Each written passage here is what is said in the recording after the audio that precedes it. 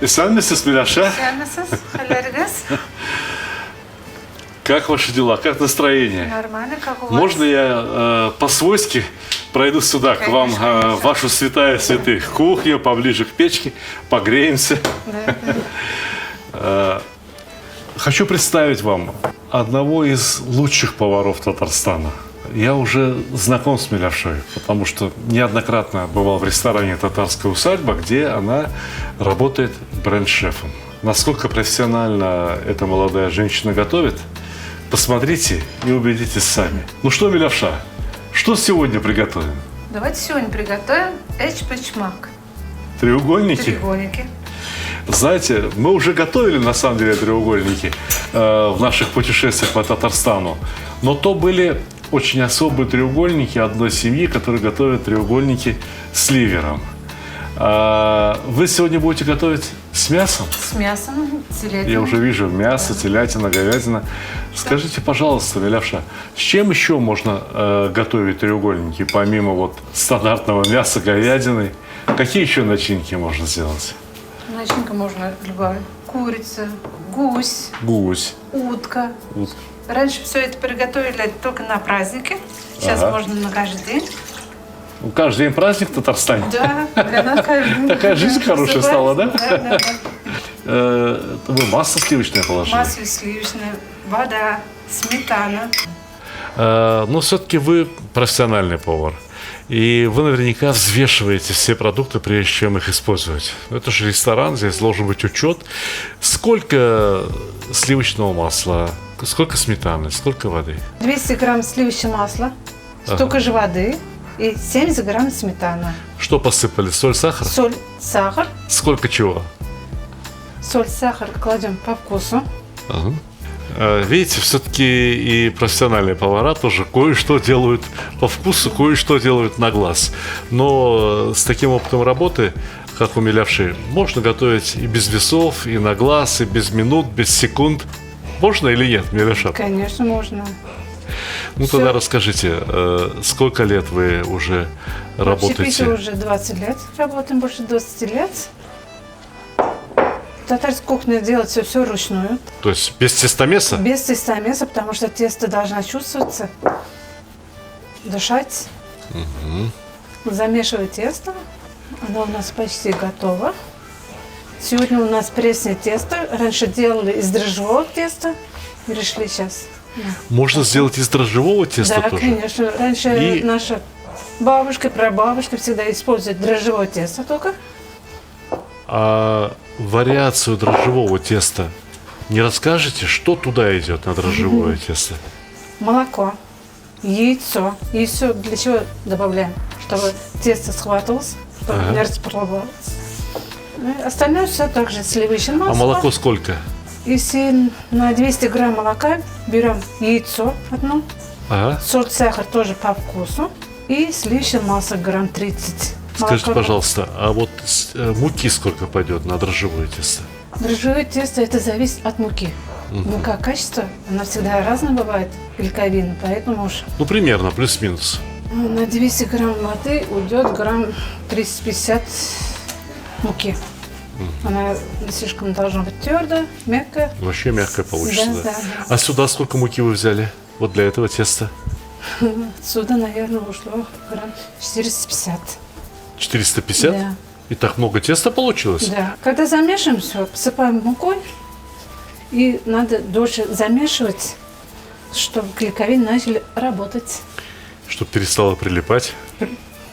Тесто масляное, оно не будет прилипать даже. Это что? Да. Ну, конечно, вот там столько сметаны, столько масла. Да. Это тесто возьми, раскатай лепешечки, испеки в печке. Уже вкусно будет. Без Конечно. ничего, без начинки тоже вкусно Да. будет. Как заметили, я сюда не добавила яйцо. Яйцо что дает тесто? Ну, твердость чуть-чуть. Твердость. И когда выпекаем в древяной печи, она становится жесткой. Яйца дают жесткость. Вот знаете, я хотел сказать, обратите внимание, Миляша на вид очень хрупкая. Я наблюдал несколько раз, как она работает. Я могу сказать, что не каждый мужчина справится с той работой, которую делает задними левша. Сколько раз она тесто задним замешивает? А давайте спросим, что я про нее рассказываю. Сколько раз задним тесто замешиваете? Не могу количество сказать, говорит даже. Ну, чтобы не сглазить, давайте посчитаем. Много. Раз 10, наверное, возвращаемся к одной тесто. А тесто-раскаточные машины Нет, используете? ничего не используем. Не Так, изменяем. вот только не надо угрожать, Да. пожалуйста, только не надо изменяем угрожать. даже то, что было, то, что используем в данный момент. Тесто у нас готово.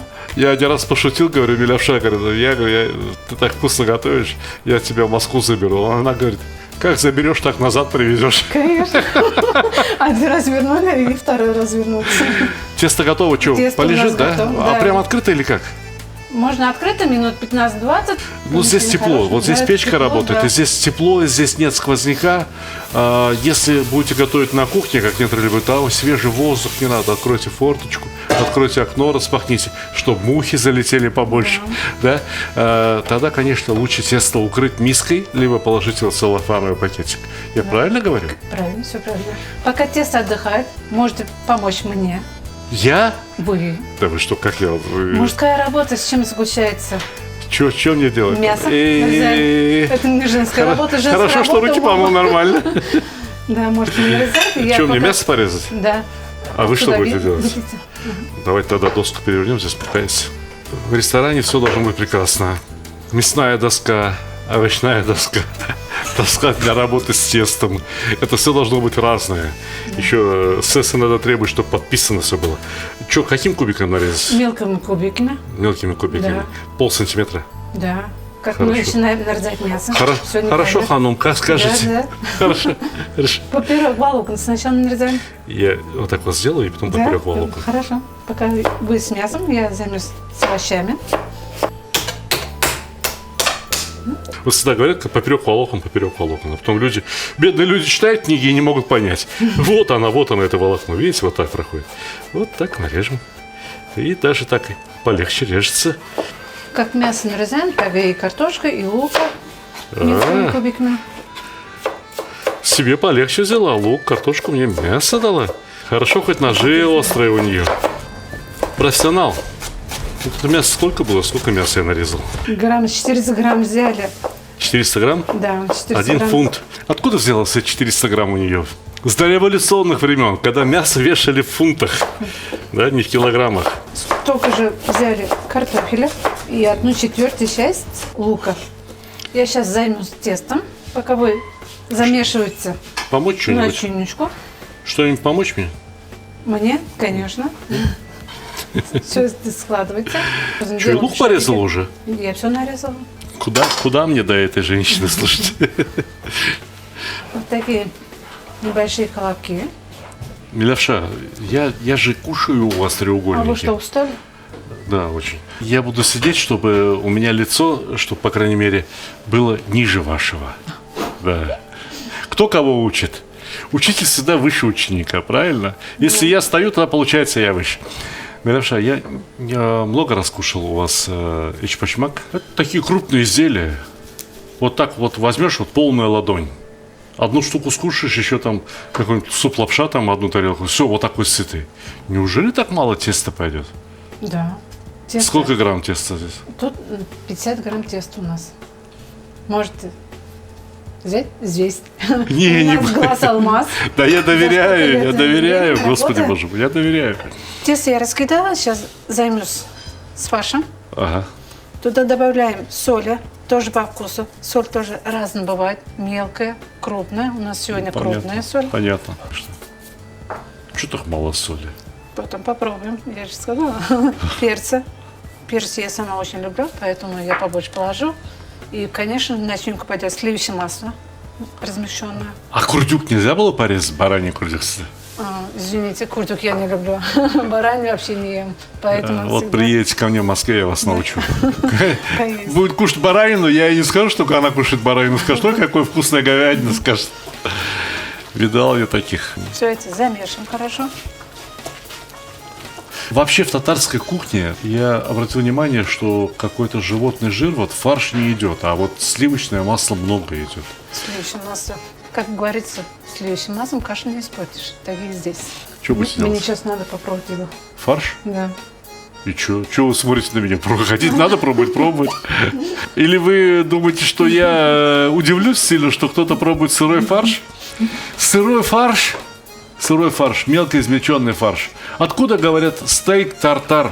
Эти, не знаю, французы там или англичане они просто не могли выговорить правильно. Надо говорить татар. Стейк татар. Это мелко порубленное мясо, которое сырым кушают. Посолили, приправили и кушают. Да. Пробуйте, ешьте на здоровье, на здоровье. Нормально по соли? Да. Фарш. Для меня одну щепоточку так сверху. Чуть для меня. Да? Ага. И Рахмат. Вот добрая женщина. Добрая. Давайте. Без вашей помощи сейчас я не обойдусь. Не. Вот тесто-раскаточная машинка есть, я раскатаю. Нет. Да, на самом Попробуйте сделать через тесто-раскаточную машину, либо ручную, и поймете, с чем они отличаются друг На от друга. самом деле я тоже умею раскатывать тесто. Посмотрите на моем канале, сколько рецептов с тестом. И везде я раскатываю преимущественно тоже скалкой. Но как это делает Милявша, этому стоит поучиться. Посмотрите, как она это делает. Посмотрите, как она рукой прижимает. Ну, И что, у нее вот круг эта заготовочка, вот получается? эта круглая заготовочка, она раз и расплющилась в абсолютно ровный круг. Если я прижму, у меня там медуза какая-то выйдет из-под него, понимаете, из-под моих пальцев. А это вот, ну это опыт, это то, что она делает каждый день. Я закончила раскатку. Сейчас накладываем начиночку прямо в середину. Начинку вы кладете одну очень большую ложку, а то еще иногда и с добавкой, да? Да. И что, начинка кончилась? Семеч Пачмаков сделал, начинка кончилась. Еще можем. А тесто еще сколько осталось? Ой-ой-ой. Не экономно готовит, Сейчас из круга. Тесто сделай потолще. Тесто сделай потолще. Начинку положи по чуть-чуть, чтобы пах, только запах был. Вот деньги будут. Нет. Надо делать как себе. Из круга собираем 3 угла. Как раньше делала наша бабушка, прабабушка. В середину оставляем дырочку, чтобы при подаче заливать туда бульон говяжий. Уже при подаче Да, готово. при подаче, да. И вот этот момент, сейчас смотрите, как она будет делать. Смотрите на ее пальчики. Посмотрите. Чик-чик-чик-чик-чик-чик. Никогда вы нигде так не увидите. Как внутри вкусно, так и снаружи должна быть аппетитно. Я всегда говорю, что повар, хороший повар, должен, если не знать, то хотя бы чувствовать математику, чувствовать геометрию. Вы посмотрите, она сделала ичпачмаки такого размера, что эти 7 штук точно умещаются на ее сковородку. Была бы сковородка больше, она бы сделала 9 или 12, да? Все? Все. Сковородку с треугольником отправляем в деревянную печь готовится минут на 30-40. Как видите, у меня палочка-вручалочка. Да, с которой такой я- палочкой можно вечером выйти на улицу, так выручить себя. Да, она меня не только на работе вручает, и по жизни. И обязательно печка от русских печек ничем не отличается. Надо его Закрывать. закрывать, чтобы тепло никуда не уходило. И потом на печку ложись, спи, отдыхай, да? Да. У нас Ну что, треугольники. дождались, да? Дождались. Я с нетерпением жду. А я так жду. Время близко к обеду, аппетит открылся. Запах. Чувствую, конечно. Запах. Я ж не бессердечный человек. Вот у нас красивый пачмаки. Ой, красота какая. Все, можно брать, да? Нет, ждем. Чего? Сначала смазываем сливочным маслом. Ага, тогда ладно. Тогда ладно, ждем. Тогда готов подождать. Слушайте, как пищит. Все, как я и говорила. Перед подачей заливаем говяжьим бульоном.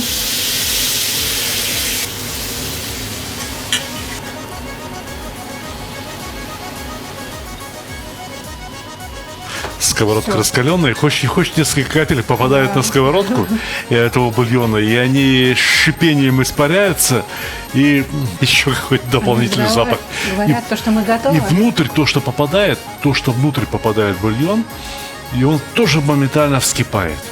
Вот что значит печь. Она прогрела не только тесто, она основательно прогрела и мясо, и картошку внутри. Дайте попробовать, пожалуйста. Один, дайте мне. Один. Какой выберете? Я Только сама так. вот Для меня самый красивый, пожалуйста. Ладно? Конечно. Ой, Я у вас отберу молодец. вилку. Отбираю. Надо есть руками. Руками? Руками. Как Мастер-класс вам показать? как узбекча? Держите. Как мусульманча? Мусульманчик, конечно. Конечно. Да. Большинство мусульманских народов едят еду руками. Руки у нас чистые, душа чистая, сердце и эчпашмак очень горячие. Приятного аппетита. Я сейчас откушу, потом вам покажу, что там говорю. Ладно? Не обижайтесь.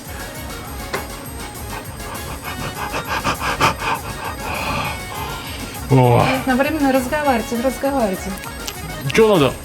Вкусно! Там ля булды. Булде? Булды там ля. Людям что сказать надо? Надо сказать дорогим людям, дорогим зрителям, дорогим подписчикам, дорогим читателям нашей книги, гостям Татарстана, жителям Татарстана, всем, кто мимо проезжает.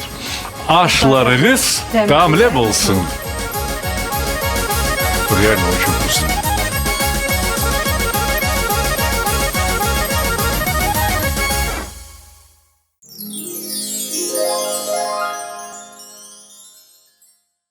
Одна из самых дорогих для меня книг является книга «Плов». Книга «Плов. Кулинарные исследования». Почему же у этой книги такое название? Дело в том, что плов – это не одно единственное блюдо. Дело в том, что плов – это способ употребления различных продуктов вместе с рисом. И здесь рассказывается о плове буквально все. Только книгу эту следует открывать не вот так и держать на столе вот так, а вот так. То есть мы ее кладем, можем поставить где-то у стеночки, и она будет занимать в 2 раза меньше места на кухонном столе. Ну и посмотрите, какая это книга. Очень много красивых, интересных фотографий. И опять-таки здесь используются значки, пиктограммы. И подробно объяснено, каким должен быть нагрев под казаном, какой формы должно быть пламя, насколько сильное должно быть это пламя. Все это сделано для того, чтобы у вас плов наконец перестал пригорать, чтобы плов наконец-то получился рассыпчатым. Очень подробные фотографии, очень подробное объяснение не просто каких-то рецептов, а технологий, о том, как это делается вообще. Ну, вот, например, раздельный плов – это просто база для азербайджанского плова. И дальше начинаются какие-то азербайджанские пловы с подробным рассказом о продуктах, которые понадобятся для такого рода пловов. Разумеется, здесь очень много и узбекских видов плова. И начинается все просто с базы.